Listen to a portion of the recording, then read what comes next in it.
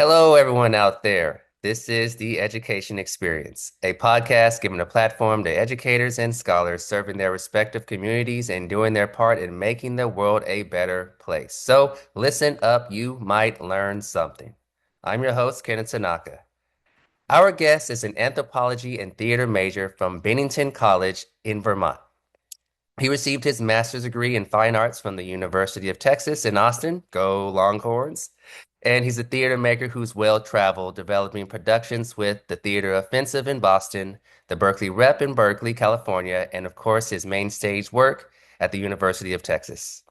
He's directed the world premiere of Jeffrey Lowe's Zack and Saya and the West Coast premiere of Sarah Ruhl's How to Transcend a Happy Marriage, which received raving reviews from the San Francisco Chronicle. He was a recipient of the Theater Bay Area Titan Award and a Theater Cash Grant recipient, which is quite an accomplishment because they're not easy awards to receive, although he may think different. And in 2016, he was a Theater Bay Area Award winner for Best Anthology Production. He has way more street cred than that, but I don't get much time with him today, so please help me welcome Professor Adam Sussman. Thank you so much. I'm so happy to be here. Thank you. Appreciate it. Thanks for doing this. And hey, I'm so glad and fortunate, that I get to learn, underneath you. It's great having you in class, and it's great to be on the podcast with you with your fabulous background, which your listeners can't see, but it's like a table with highlighters and pens and post-it notes of many colors. It's like a very, very happy image if you're like me, love annotating things. Thank you. That's the life of a teacher, right? We're both educators, right? Yeah. Yeah. All right, so I know we're up against it. But there are a lot of important things that I want to discuss with you today. Just maybe just a warm-up question. What did you want to be when you growing up? Oh man. I think for a while I wanted to be a filmmaker. Ah, I loved film. That was sort of my escape in the trenches of middle school was seeing movies. And then I really fell in love with theater in particular because it's narrative like film, but it's much less technical. It's much more about relationships with people, with your actors, with your designers, and that direct connection with an audience that isn't mediated through a screen. But I also, when I was in college, was sort of like, I don't quite know. Like, I was really intrigued by social science and anthropology and was looking at that for a long time, and then was working in the public health sphere and was like, well, I really like this. Should I do this? And then I was like, you know what? I really want to do theater. And so there's been like a lot of different, what do I want to be when I grow up, or even what do I want to be now that I am grown up? A lot of different things cycling through. I mean, is it passion that sort of just draws you towards theater, and that's why it's just hard to get away from that? Yeah, I think that's probably it. Like I love being in creative collaborative spaces. I mean, that's the thing that makes me the happiest. Even when I was in grad school and doing, unbelievably long days with unbelievable amounts of reading and grading and, rehearsing. Like whenever I was in a rehearsal room, it was always just like so satisfying and nourishing. So I do think it's almost a little bit of an addiction. Hold on one second. I think I have some students that might be coming through. Hold on. Not a problem. This is the life of a teacher. Well, it's not 24/7, but it's close to 24/7, and you're kind of on the clock like all the time, even during your breaks. You always got to be available for your students. Yeah. Um, anyway, sorry, what was I saying? Do you remember what I was saying? Something about, oh yeah, just so yeah, it's a little bit like an addiction, right? Like it's like, oh, my life would be much more straightforward if I wasn't like, oh, how do I be creative all the time? Because, being creative and doing live theater is not necessarily the most financially rewarding career. But I do, yeah, being creative collaboratively in a room with people is definitely something that keeps drawing me back. Yeah. And now you're a teacher. You've been doing it. I think you're going on your 10th year, I think you mentioned. And well, part of your teaching career is a way for you to stay connected with theater arts, and you have an opportunity, or you teach the youth, I do. which I think is pretty exciting there. Maybe you could share with that your journey with that. Yeah, it's interesting. So even when I was doing healthcare work, which I was doing for, almost 10 years, the thing that I really enjoyed most in that work was trainings and creating trainings and running trainings.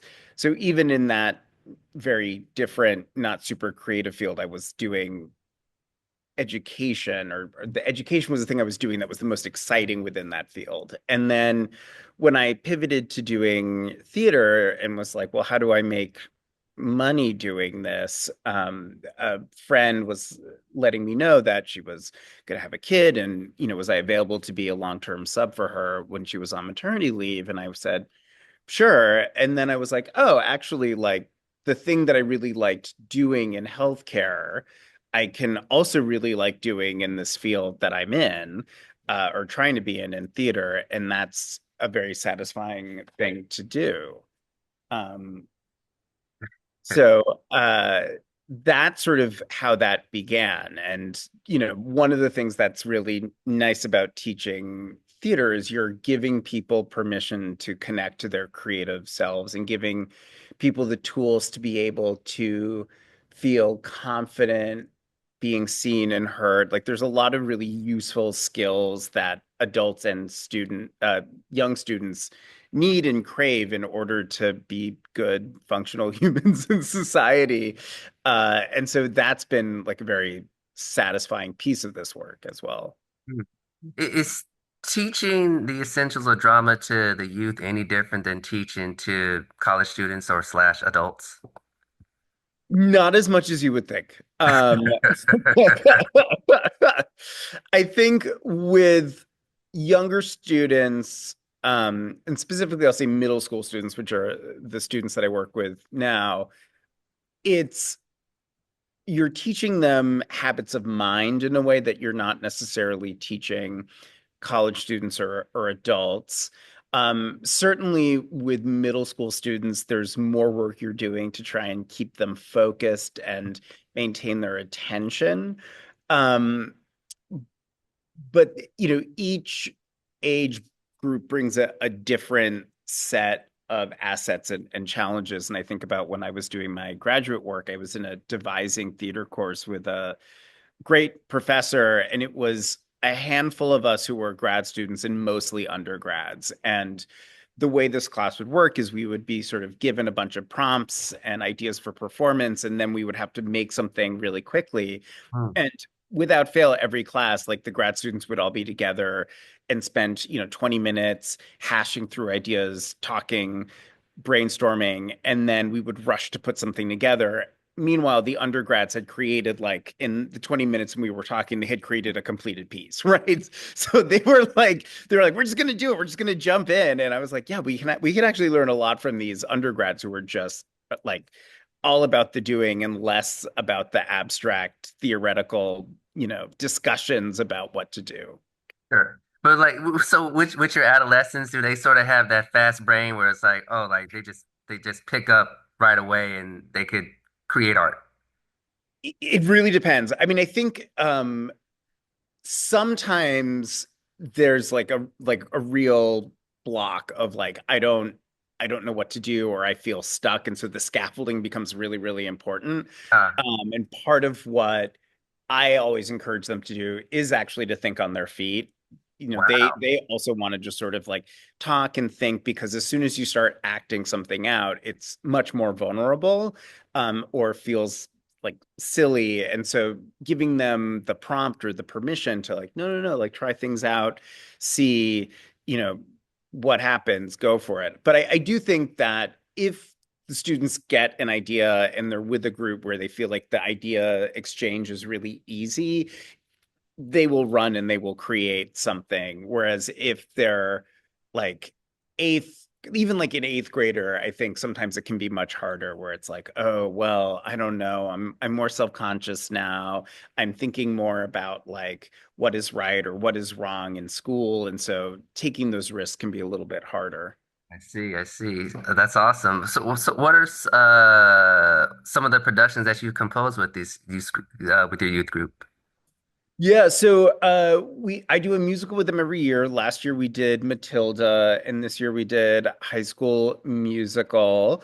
But we also do different class projects. So last year in a production class, I gave them two short plays to look at, and they chose to do the one that I was sure they wouldn't do, which was like a 100-year-old one act play by Susan Glaspell, who was a journalist who then became a playwright.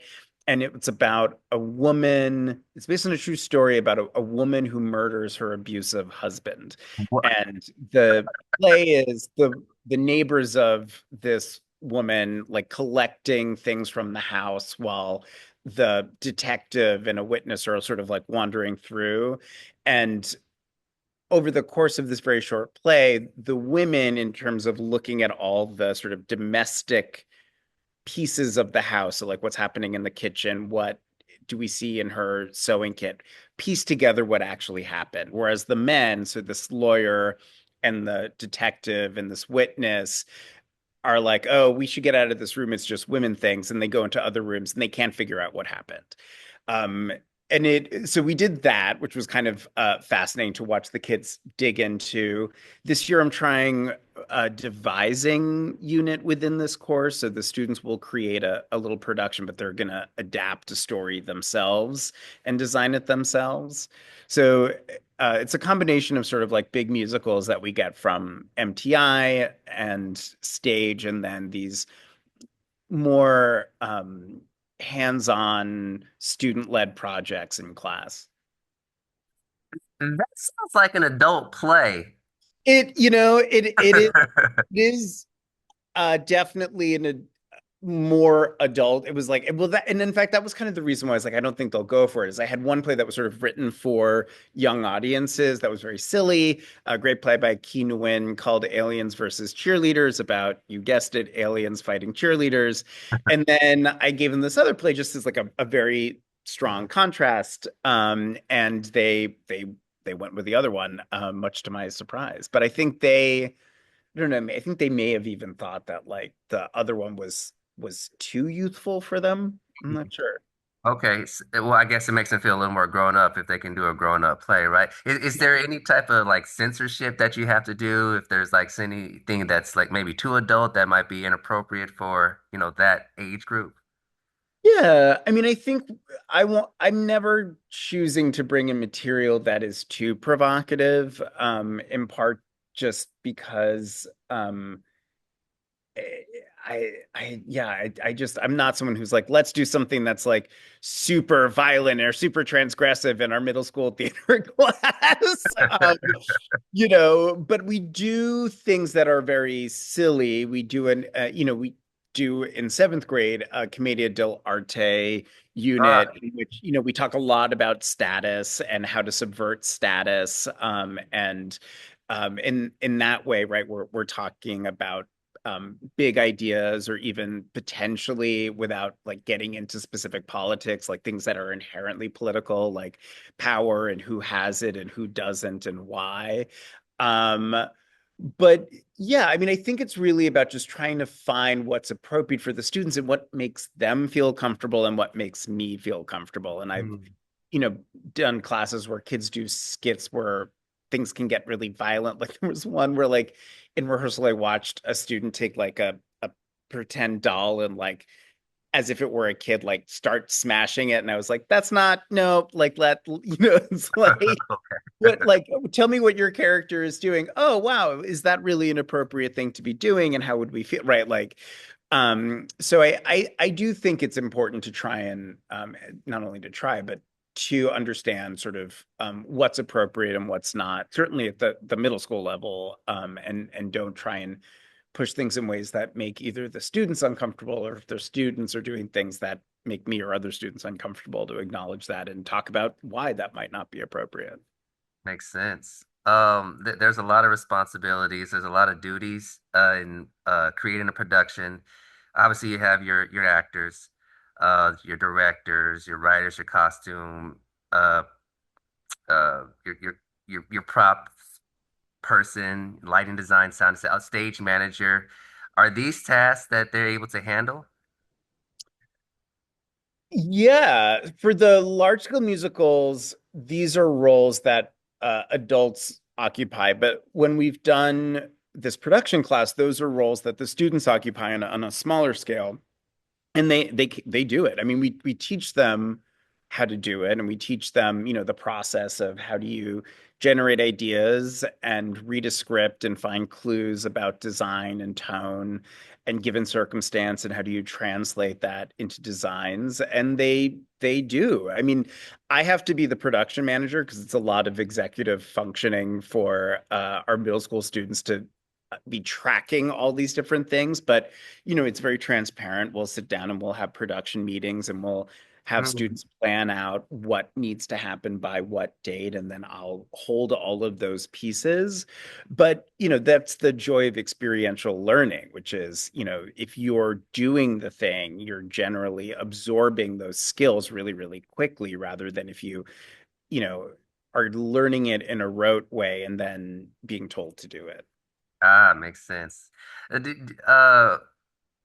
you feel that your students are getting the most out of their theater experience? And maybe you could share a story of inspiration that uh, your students has gained from your lessons. Yeah, it's an interesting. I'm gonna just say yes. They're getting as much as they possibly Of course can. they are. Yeah. I mean, I think what's interesting is I will often say, my goal is not to create great actors or great directors from my middle school students. It's to create good collaborators and Hmm. students who trust their creative instincts and students who feel comfortable being seen and heard when they have something they want to share.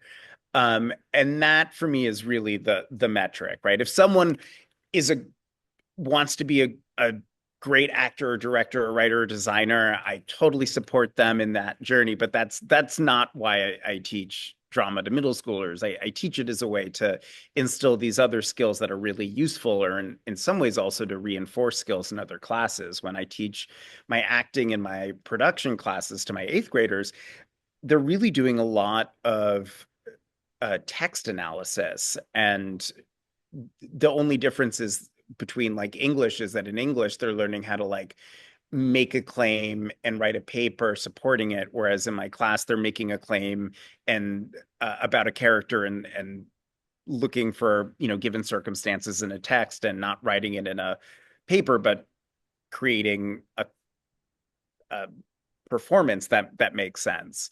Hmm. Um, and I do feel like I've seen students get much more comfortable being seen and heard in performance. I mean, it's one of the things that I really enjoyed. I've been at the school 3 years, and so I'm coming up on my sixth graders being eighth graders now, and being able to see the change that they've had over the course of 3 years, and really seeing a lot of the students who were shyer come out of their shell and do more theater. The eighth grade classes are electives, and seeing those shy students sign up for the electives in which they do have to perform and be seen. So that I think is a way where I really track progress, where it's like, okay, like who are the students that are interested in theater and are more shy and are putting themselves out more and more, willing to take that risk of being seen. So I mean, you're not trying to develop the next Hollywood or Broadway star, but I feel like you're probably going to get one. That's great. I mean, I feel like I'm giving them the tools that they'll need in order to do that, but it's not about like perfecting their craft in middle school. It's about, introducing ideas in the theater that allow them to better express themselves, feel more confident, work together. And then, yeah, if my pedagogy results in students who are going to be fantastic Broadway stars, I can't wait for them to give me an opening night ticket to Oh, it's their gonna shows. happen. I know it. I know it for sure. Real quick before we run out of time, Yeah, I wanted to talk about money. yeah, Uh, let's talk about money. Fundraising is a challenge, right, on all levels. Is there any uh fundraising uh opportunities out there that you exercise with your youth groups?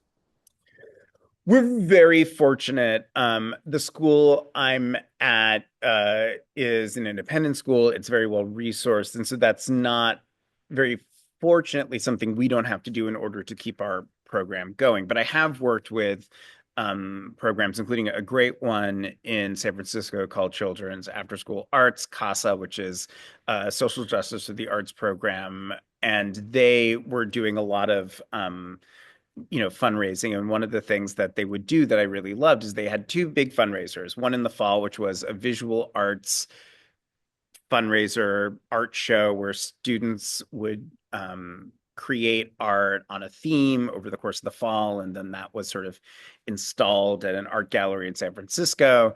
And then every year they will create an original musical, which is performed in the spring. And I really appreciate that um, the the fundraiser is in some ways like the art that the students are making themselves. So there's no pressure in these kids to, hey, we gotta nail it so we can get, all the money we can. No, no, no, no. It's you're doing your best. And yeah, there's no like kids if you don't really do well in this show, we're closing down. There's none of that. But I do think, like I think part of it is also like what is your vision? Um, in s- I think people might disagree, and I'd be open to the disagreements. But I think when you're raising money for arts education, in some ways, it's easier than raising money just for pure arts because there's like people are like, yeah, the kids, education. This is a value that's important rather than just like art for art's sake. So I think sort of talking about, what your vision is as an arts educator. And I think as artists, we're really creative people. And when we bring that into our education, that is a often creates really novel and exciting projects or ways of promoting learning. And I think those are really centering that is really key. Being like, hey, we do an original show every year with our students, and we generate it from their suggestions, and they develop characters over a year, and that means that they get to co-create something really big and learn about a production process, but build empathy because they're thinking about characters from the inside out. And don't you want to support this? That's a really compelling message, and that message is really just what you're doing. So what's one thing that someone can do to support the theater and on all different levels? Yeah, the best thing you can do is buy a ticket to the theater. The Right. next best thing you can do is buy a subscription to a theater. And subscriptions are on the decline overall. It's a model that's been dying a long death. But why theaters love it is if you buy a subscription to a theater, that means the theater has your money at the beginning of the year. That is money in the bank. And so that helps them plan out, what their assets are and what they might have to fundraise for. Um, and then, donate to a theater company and also think about like what are the companies that need your money, right? Like who are like there are companies that are really well funded and large, and there are companies that are smaller. I mean, even the large companies now need your money. Large companies are closing. We had Cal Shakes close here last year. It's a large company. Um, but yeah, the best thing you can do is go out, find a theater company that speaks to you, whose work you really like, that you want to support, and support it with tickets, with a subscription, with donations, and with word of mouth. it's not the best to just say, "Hey, I'm just gonna give the money," but never show up and occupy the seat. It's like I you mean, it's better than not giving them anything. true. But see, I know that as a performer, it's like, oh, like when I have to perform in front of, two or three bodies, the energy just isn't there. Yeah, absolutely. I see that. Okay. Well, Mr. Sussman, thank you so much for your time. Oh I know my you God, back my to your middle school kids, so truly my pleasure. I loved this conversation. And yeah, I'm excited to go and listen to some episodes now. for sure, yeah. And since we're on here, Greenhouse Festival 2025, this is our campaign. This is a campaign Yes. moment for us to, hopefully raise some funds. It's art education, right? One of the best ways to try to raise money.